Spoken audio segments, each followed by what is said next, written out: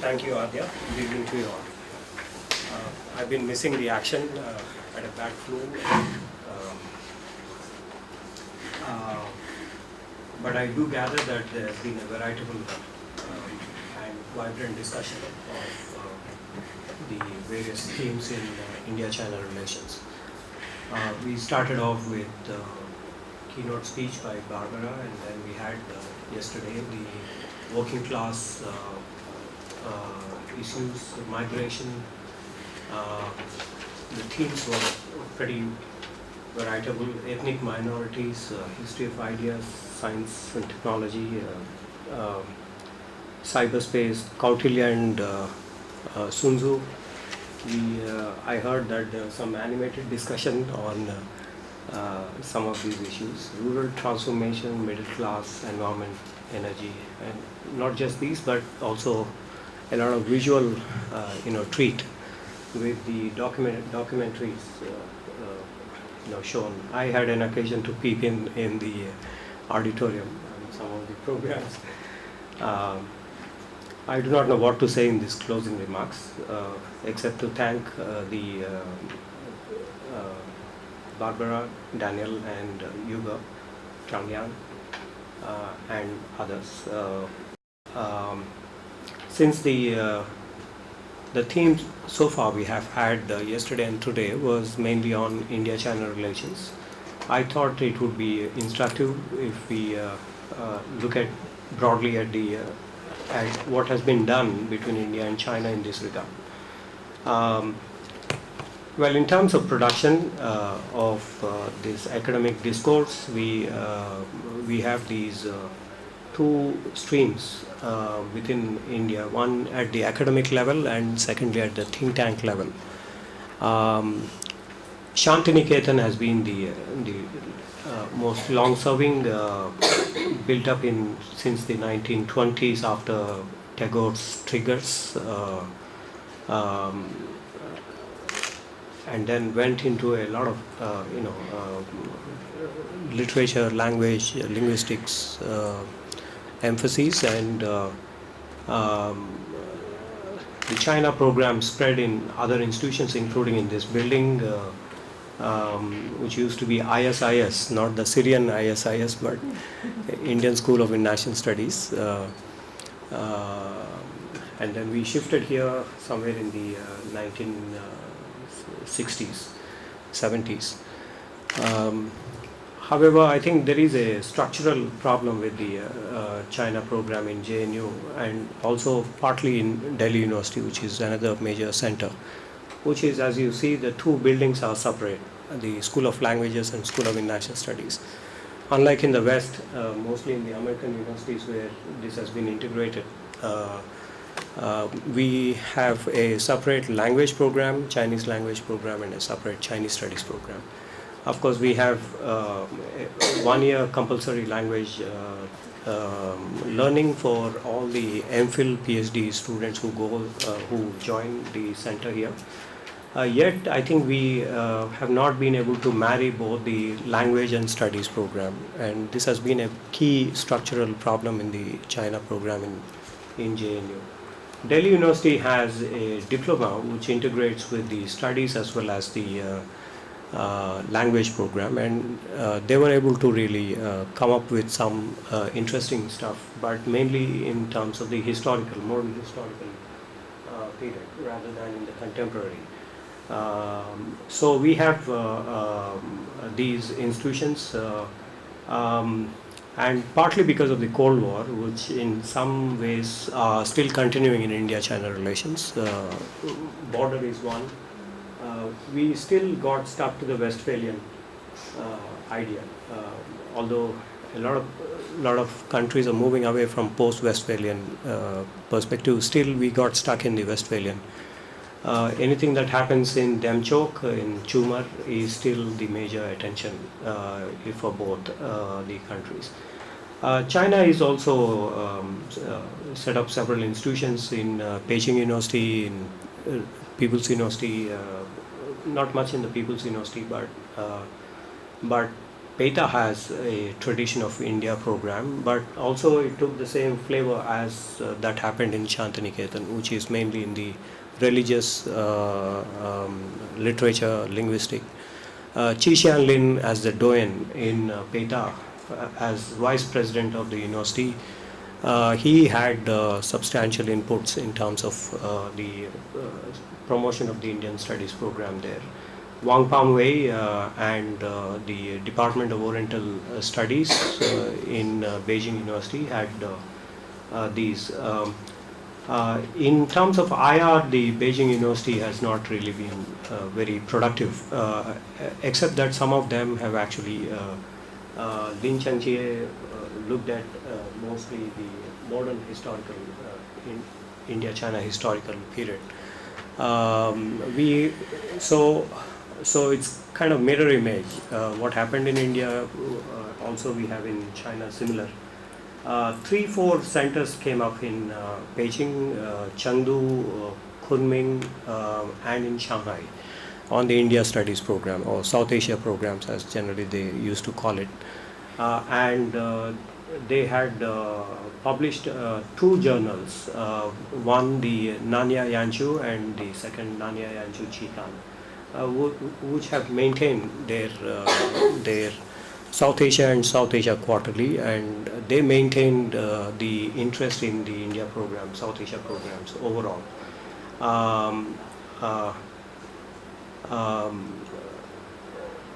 The Sichuan University was the most consistent in terms of the India South Asia programs, rather than Beijing or Shanghai or Kunming programs. So then that's partly because there is a growing interest which the Sichuan University in Chengdu had maintained, and more closer, geographically closer location had contributed to that process. But overall, I think more as a self-criticism, we have not been able to really produce, massive number of scholars to look at each other, and this is actually quite a shame. For 1.4 billion and 1.2 billion, it's shameful that we have not been able to really produce more. That's a major problem in terms of the production of scholars and scholarly output. Think tanks have come up. They looked at more on the policy, and mainly in the foreign policy domain. There is also economic aspects. There are also other issues, but mainly in the foreign policy domain. Chinese Academy of Social Sciences and the regional academies of social sciences in Yunnan especially had focused on these issues. In the case of India, you have IDSA, CPR, IPCS, ICI, ICS, and a whole lot of other. We saw that the academic institutions are getting very less funding rather than compared with the think tanks, and that's for example, the whole of JNU funding, including for all the programs, is almost the same as, say, IDSA funding.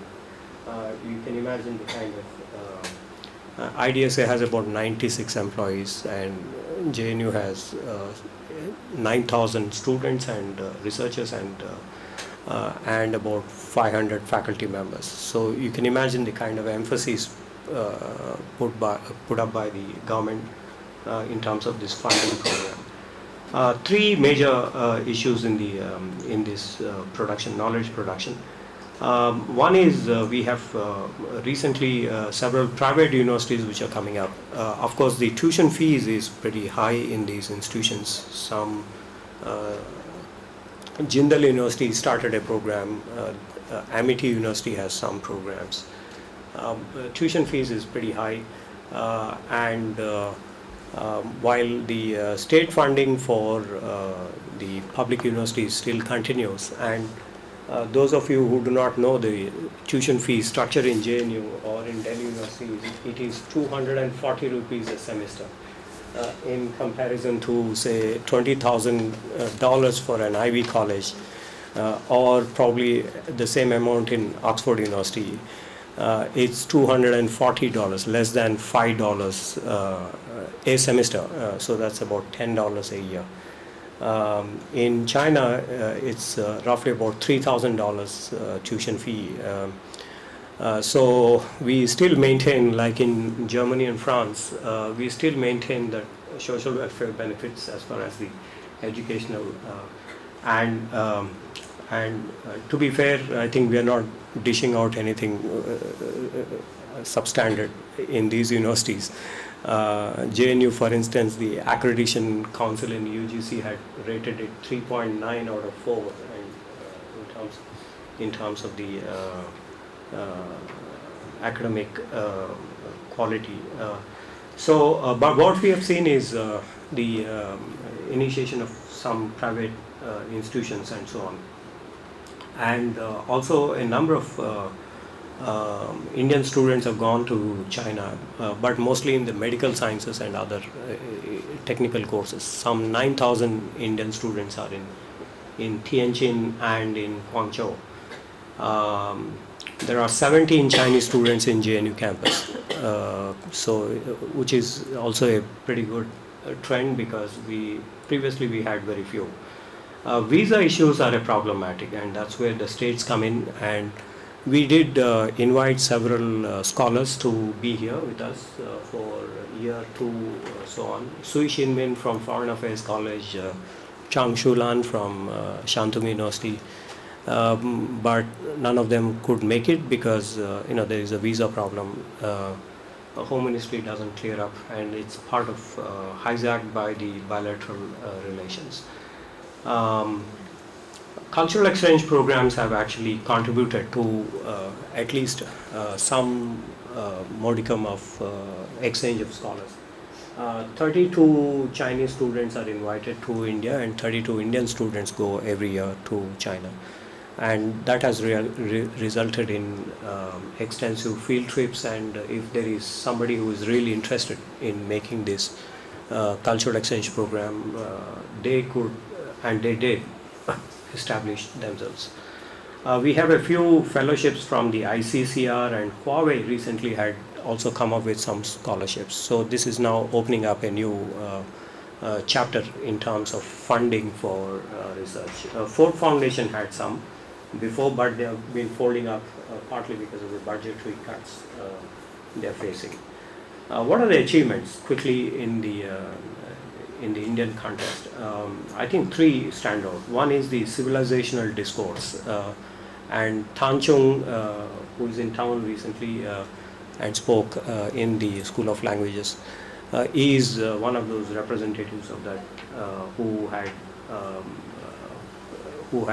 looked at the civilizational discourse between India and China, and some extensive research on those have happened, and this is one major achievement in the Indian sinology. There is the second major, as part of the civilizational discourse, is the Pan-Asianism, which has also been a major trigger in this scholarship. In foreign policy terms, polycentricism has been the one major achievement in Indian scholarship on China. Chinese view this as multipolarity, but in the case of India, it's been polycentricism, meaning not just the multipolarity has a power ingrained in it. The tools of analysis are related more to the power discourse, while in polycentricism, it's more cultural, it's more civilizational, it's more, so many aspects are included in polycentricism. Jasjit Singh used to say about that while he was director of IDSA and subsequently to other think tanks, with other think tanks. The third major achievement is in terms of inclusive or sustainable development process, and we heard yesterday and today some papers on have reflected on these issues. So I think these are, which are slightly different from what we have seen in the West. These are some achievements. What are the failures or what are the shortcomings in the Indian context? One is that we have very few scholars working on China. That's a major problematic. Retention of scholars has been a major problem. Barbara raised this issue of deadlines in the projects, but also in terms of retaining scholars is a major problematic. Barbara raised the issue of institutions not talking to each other. But we have this strange situation where IDSA 99% of the staff is from JNU, from SIS. Then you have from other think tanks as well, it is SIS or Delhi University departments. So you have the same kind of lineage going back and still not talking to each other. Where there are these barriers on. I think the second major problem in the Indian Chinese Studies program is the Brahmanical approach. Simple living, high thinking, no writing. There is a lot of public talk, but when it comes to writing, there is, if you look at the production, we have not been, maybe it is not meeting the deadlines and so on, but there is a very high level of thinking, but the thing is when it comes to black and white production, there is not much to show. It's partly self-criticism as well. The third major lacune is the methodological rigor, and most of the Chinese studies scholars in India do not know Chinese language. It's estimated that we have about 120 or so, and out of this about 40 are in the Chinese language program, knowing Chinese language, and so this is quite inadequate for the kind of issues that are being thrown up in the India-China relations. Unless until we know the language, there is no. Chinese scholars are no better. Most of them also do not know either any one of those Indian languages or even English in terms of any fluency in those. But I did come across a few scholars who were working on Tamil, working on Bengali and other languages. Very few. Ye Chanchia, who retired from CEAS, he knew Tamil, and a few others who have been pretty rigorous in their, but these are just a few exceptions. Fourth main problem in this India's China program is it is all Delhi centric. We have not been able to, despite some recent efforts to, in Kottayam there is one, Sonika Gupta and others have established one in Madras, in Chennai.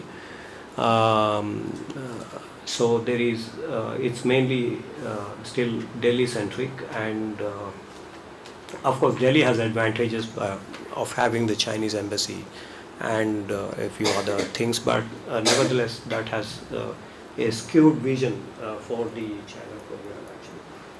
So this has, while there is an effort to geographically spread the message across, in Pune there is some which is coming up on language and others, but mainly it is Delhi centric.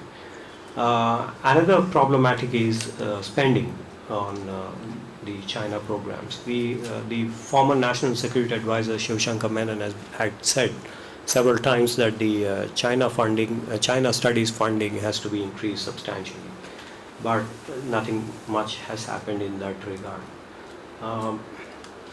Of course, the subjects being explored recently have been expanded substantially, as we saw yesterday and today, in terms of the kind of package and the kind of different fields being explored. Yet I think because of the language problem, Chinese language problem, there has been not much in this regard.